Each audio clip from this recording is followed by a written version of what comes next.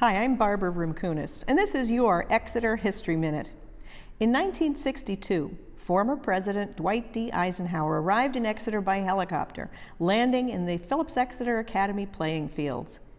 It made sense at the time that he landed there instead of at the Exeter Airport because he was visiting his grandson David, who was attending the academy.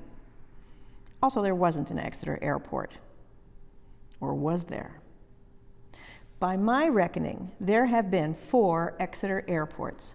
So let's travel back in time. It's a History Minute, that's what we do. Aviation blew into the 20th century with amazing speed.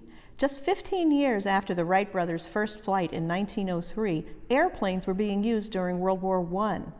But it wasn't until 1921 that an airplane was sighted over Exeter. It didn't land, though. The first time we hear about landing a plane in Exeter was in November of 1927.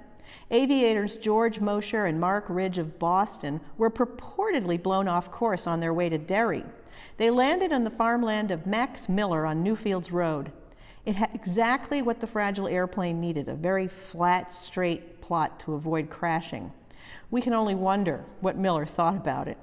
But he seemed amenable enough to allow the 2 men to stay for a full week. While they were here, they offered rides at $5 each for 15 minutes over Exeter. That's roughly $90 in today's money. And so it is entirely possible that they weren't actually off course at all, given the profit incentive. A few other planes landed at the farm, although it wasn't official. Still, we're going to call this the first Exeter airfield. The following February, J.D. Hill dairy farmer J. Everett Toll was surprised when a low circling plane landed in front of his house. The pilot, August Pabst, was a Phillips Exeter Academy alum and a member of the Harvard Flying Club. He decided to fly from Boston to Exeter to visit Principal Lewis Perry. He bypassed the Academy playing fields because they were too muddy, landing instead at J.D. Hill. Principal Perry, as it turned out, was out of town. Toll was so impressed with the incident, he built a hangar and kept part of the field available for landing planes. As late as 1948, a newspaper article about snow removal references a snow dump in the Hayes Field near the airport off J.D. Hill. And a 1954 Hot Rod Club secured permission to use the airplane hangar off J.D. Hill for a meeting place. So the J.D. Hill Dairy Farm is our second Exeter airport. After World War II, Exeter could boast quite a number of trained military pilots. Brothers Paul and Francis Bergeron began building an airfield on Linden Street on the old Wadley property.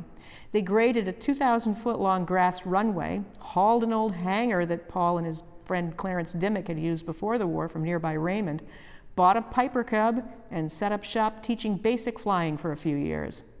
The grassy runway was still there in 1958 when Victor Laranger of Newmarket applied for use as a registered airfield. It had been out of use by this time, and it seems the locals were no longer as enamored of the noisy, potentially dangerous airplanes flying so close to Exeter High School. After a local petition was filed against it, Laranger withdrew his application. Just the same, there was a functioning airfield on Linden Street, so this counts as the 3rd Exeter airport. There was one last gasp of aviation in town. In 1977, the New Hampshire Parachute Club began using a private piece of land on Epping Road to fly and drop its members.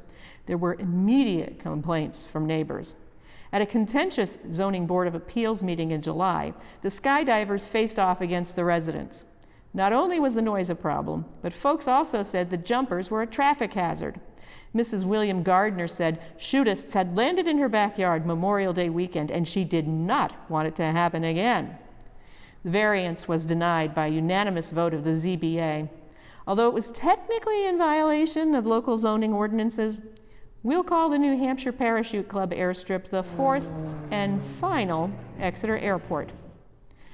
Maybe there's still one in our future, or perhaps we'll finally get those flying cars we've been waiting for. For more on Exeter's fascinating past, check our website at www.exeterhistory.org.